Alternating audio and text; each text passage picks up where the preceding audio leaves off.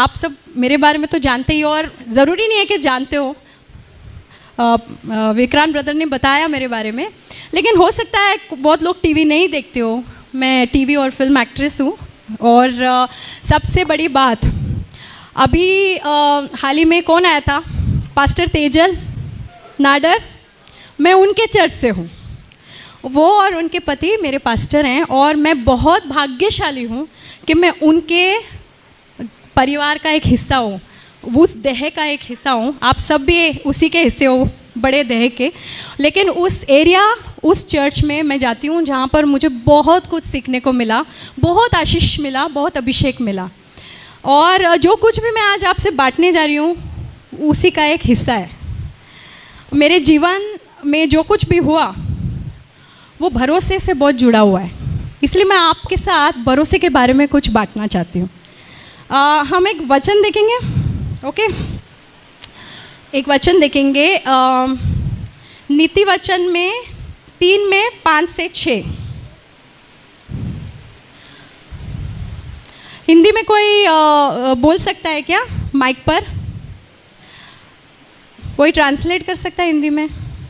नीति वचन इंग्लिश में है, trust in the Lord with all your heart and lead not on your own understanding, in all your ways submit to him and he will make your path straight. इसका मतलब है अपने हृदय में प्रभु पर पूरा भरोसा करो। कैसा भरोसा? पूरा भरोसा करो, और अपने सद्बुद्धि पर निर्भर मत हो, अपनी सोच पर निर्भर मत हो, अंडरस्टैंडिंग पर। और हर क्षेत्र में आपके जीवन में उसको समर्पित करो, यीशु को, परमेश्वर को, और वो आपके सारे रास्तों को सीधा करेगा। मैं ये आप लोगों के साथ क्यों बांट रही हूँ? क्योंकि अभी आप में से कई लोगों की अभी शुरुआत है सफ़र की, और इस सफ़र में सबसे ज़्यादा आपको ज़रूरत पड़ने वाली है भरोसे की। क्योंकि मेरी जो शुरुआत हुई थी वो आप ही के उम्र से भी कम उम्र में मेरी शुरुआत हुई थी प्रभु के साथ, एक बहुत ही अनोखे तरीके से। और एक वचन है मेरे जीवन में जिसने मुझे आज यहाँ लाकर खड़ा किया है, और वो वचन भी हम देखेंगे आगे। लेकिन भरोसा मतलब क्या है? भरोसा हम जानते, हम एक पत्नी अपने पति पर भरोसा करती, पति अपने पत्नी पर भरोसा, ज़रूरी है कि नहीं? यहाँ जितनी पत्नियाँ हैं मानती है क्या बिना भरोसे के रिश्ता होता है? है किसी के पास ऐसा रिश्ता बिना भरोसे के? हम भरोसा करते तो ही रिश्ता कायम होता है। तो भरोसा बहुत ज़रूरी है। लेकिन सही मायने में बाइबल के अनुसार भरोसा क्या है? एक बच्चा, एक पेड़ पर एक छोटा सा बच्चा बैठा है, और उसकी छोटा बच्चा और उसके माँ बाप नीचे खड़े हुए, माँ या बाप, वो सोचता नहीं है कि अब जंप करूँगा तो मैं नीचे गिरूँगा। उसको पूरा भरोसा है कि उसके माँ या बाप उसे अपने इसमें ले लेंगे। वो ज़्यादा सोचता नहीं है। उस तरह का भरोसा बाइबल उसके बारे में बात करता है, एक बच्चे के जैसे। यीशु ने कहा ना, जब तक तुम बच्चों की तरह नहीं बनोगे तुम परमेश्वर के राज्य में प्रवेश नहीं कर सकते। क्यों ऐसा बोला? क्योंकि वहाँ पे भरोसे की ज़रूरत होती है, और वो भरोसा एक बच्चा करता है अपने माँ बाप पे। सोचता नहीं है अरे थोड़ा सा इधर हो गया तो मैं गिर जाऊँगा, उधर हो गया। वो अपने आप को छोड़ देता है अपने माता पिता के हाथों में। वो माता पिता जो फिर भी पूरे सिद्ध नहीं है, हो सकता है वो चूक जाए, तो हमारा परमेश्वर कितना सिद्ध है ना? आमेन? ओके, आप मेरे साथ आमेन बोलना, नहीं तो थोड़ा मुझे भी उत्साहित की ज़रूरत है, उत्साहिता की। तो हमारा परमेश्वर कितना महान है, और हम कितना अपने आप को उसके अंदर छोड़ सकते हैं, उस तरह का भरोसा। और एक भरोसे का एक और उदाहरण देती हूँ।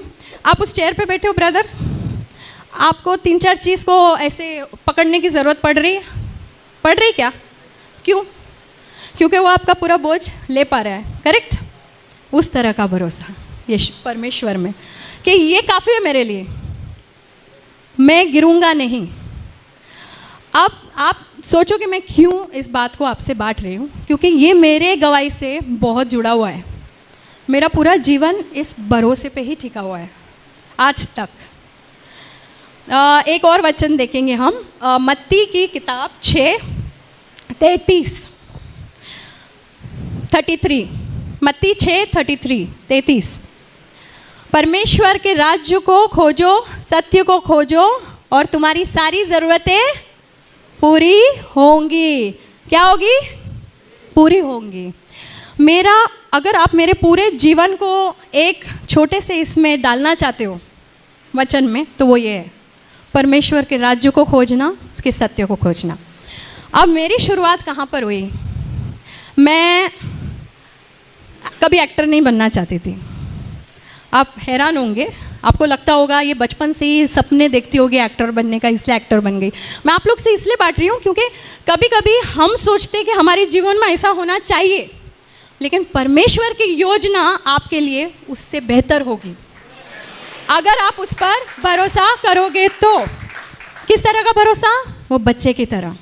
किस तरह का भरोसा? उस कुर्सी पे बैठने वाला भरोसा, अपने जीवन की गाड़ी का ड्राइवर उसे बनाना। आमीन। तो मेरी शुरुआत जब हुई, मैं बहुत छोटी थी, 11 साल के एज में। मैं अन्य जाति से आती हूँ। 11 साल के एज में मेरे को बहुत सारे सवाल आ गए कि बहुत सारे भगवान हैं, बहुत सारे देव देवता है, तो सच्चा परमेश्वर कौन है? वो मेरे 11 साल के एज में मेरे माइंड में आना शुरू हुआ कि हम यहाँ पर है क्यों?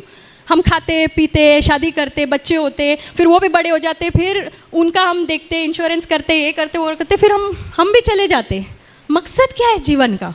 ये 11 साल की एज में है ना। यहाँ पे बहुत सारे ऐसे होंगे, है कि नहीं? आपको भी बहुत कम उम्र में ये बात आई होगी माइंड में, क्योंकि ये बात है ना, प्रभु ने हमारे लिए एक योजना बनाई, इसलिए वो हमारे माइंड में वो चीज़ आती है, क्योंकि वो हमें कहीं ले जाना चाह रहा है। और उस वक्त मुझे यीशु के बारे में कुछ भी नहीं पता था। मैं उस मार्ग में चल ही नहीं रही थी और ना ही मुझे इंटरेस्ट था। मैं सच कह रही हूँ आपको, मैं बहुत ही साधारण इंसान हूँ, आप ही की तरह हूँ, सब कमज़ोरियों के साथ। मैं वैसे ही थी जैसे आप हो, वैसे ही हूँ। तो मेरे को यीशु में जाना ही नहीं था। मेरे को चिढ़ आती थी एक्चुअली यीशु के नाम से, और कोई मुझे बोलता बाइबल पढ़ो तो मैं बोलती थी नहीं चाहिए, ऐसी थी मैं। लेकिन बाकी सब पढ़ती थी मैं, 6 बार मैंने पढ़ लिया बाकी सब किताबें। क्यों? मुझे इंटरेस्ट था जानने के लिए सच्चा परमेश्वर कौन है, सच्चा परमेश्वर कौन है। एक दिन मैं बहुत ही निराश हो गई। मैं टेरेस पर गई, अपने बिल्डिंग के, वो बंगला था हैदराबाद में, बाजू वाले के बंगले में। हम लोग के पास बंगला भी नहीं था, हम लोग छोटे से घर में रहते थे। तो वो बंगले पे गई और मैंने फूट फूट के रोना शुरू किया। हमारे लाइफ में वैसे भी बहुत प्रॉब्लम्स चल रही थी। फूट फूट के रोना शुरू किया और मैंने बोला, तू कौन है? तू मुझे बता, मैं जानना चाहती हूँ तू कौन है। ऐसे आसमान को देख के मैंने बोला, तू अदृश्य परमेश्वर, मैं नहीं जानती तू कौन है, पर तू मुझे बता। मैं तेरे को कोई नाम नहीं देती, कोई धर्म नहीं देती हूँ, बट तू मुझे अपने आप को प्रकट कर। मैं सब कुछ तेरे हाथों में छोड़ती हूँ। अब आगे क्या होगा तू ही देख ले, तू मुझे बता तू कौन है, बस। और मेरे को रातों को नींद नहीं आती थी इस बात को लेकर कि परमेश्वर कौन है एक्चुअली, वो एक जीवित परमेश्वर कौन है इतने सारे नामों में।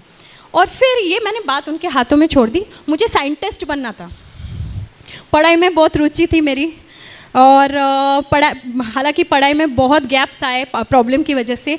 तो जब मैं 10वीं कर रही थी, मुझे लगा कि मैं कॉलेज भी जाऊंगी। मेरा प्राइवेट 10th कर रही थी, मैंने फॉर्म्स भी भर दिए थे। ये जब मैं 16 साल की थी, ये तब की बात है।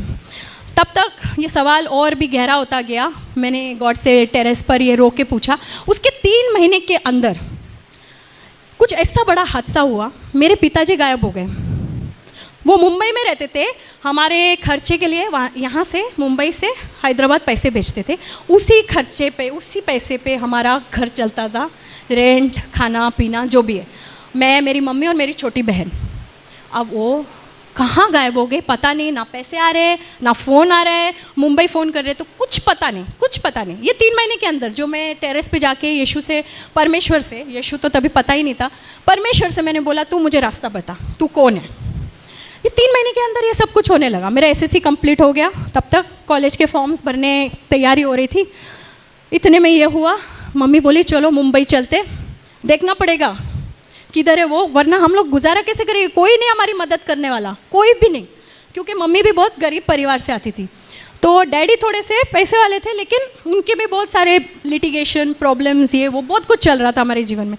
तो चलो हम मुंबई चलते। तो मुंबई आए हम लोग, ढूंढने लगे, उधार के पैसे लेके आए किसी से, ढूंढने लगे, एक छोटे से लॉज में ठहरे। आज भी वो लॉज वैसे के वैसा ही है उधर, airport palace, Santa cruise east में। अभी भी मैंने जाके पिक्चर्स निकाल के लाई वहाँ पे। हाँ, इट्स जस्ट लाइक दैट। कुछ बना नहीं, पेंटिंग नहीं हुई उस बिल्डिंग की ठीक से, वैसे के वैसे ही इतने सालों में। मैं 16 साल की थी तभी। तो उस लॉज में हम लोग ठहरे थे। 10-11 दिन ऐसे ही निकल गए, डैडी मिले ही नहीं। जिधर जिधर हम जाके ढूंढ सकते थे सब जगह ढूंढा, किधर भी नहीं मिले। मम्मी ने बाद में हमको बताया कि उसने सोचा पैसे ख़त्म हो गए, अगले दिन खाने के पैसे नहीं, 4 दिन होटल के पैसे नहीं भरे थे हम लोगों ने। होटल वालों को पता नहीं था, नहीं तो हमारा बोरिया बिस्तर बाहर कर देते, हमको फेंक देते थे बाहर। वो अभी तक मम्मी ने उनको बताया नहीं था कि हमारे पास पैसे नहीं, उनको लगा अब तक दिया है तो दे देंगे आगे। फिर मम्मी ने बताया कि उन्होंने प्लानिंग बनाई थी हमें जहर देकर हमको ख़त्म करना, खुद भी ले लेती थी अगले दिन, ऐसा उनका प्लान था। लेकिन उन्होंने सुना था यीशु के बारे में, बहुत पहले वो यीशु को मानती थी लेकिन पूरा सब छोड़ छाड़ चुकी थी।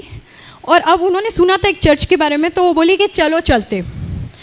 तो मैंने बोला मेरे को नहीं आना है, मैं क्यों आऊँ, मेरे को ये कौन है ये परमेश्वर, मेरे को नहीं पता।